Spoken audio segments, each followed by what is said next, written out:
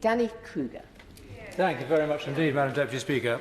I'm afraid we just have to ignore the shameless politics of this motion. It is, of course, the job of the opposition to bring this sort of motion. And, you know, there may come a day, a very distant day, when we sit on those benches and we'll be making similar attacks on the government. And if it's that party, I think we'll have plenty of material to work with based on their last stint in office. There'll be new names to add to the illustrious roster of Hinduja, Eccleston, Mittal, and so on. And maybe even some old names will be coming back.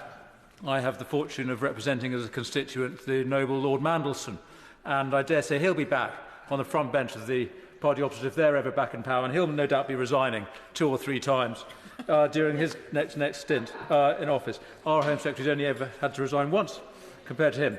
So we shouldn't complain, even if it's very thin stuff that they are bringing, because what's going on here, the context or the subtext of this motion, that they are attacking the Home Secretary not because she shared a policy document with a fellow Privy Councillor, a former Security Minister, a document which contained no security information, all the information of which was in fact already in the public domain, no national security breach, no private data involved. That's not the purpose of their attack. The purpose of their attack is because of her approach to immigration.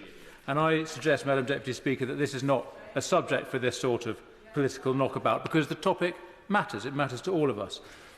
And despite this knockabout, I think that actually both sides have a legitimate concern and legitimate points to make in that debate. And deep down, we all do want the same thing. And it is easy to caricature each other's positions. They say that we're heartless.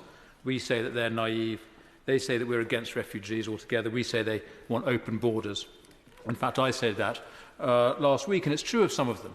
But let me be fair to the majority of our opponents, and I'll try and represent their view, I hope, fairly. They want us to play our part as a country, a leading part given our history, in the management of the great people movements of the world.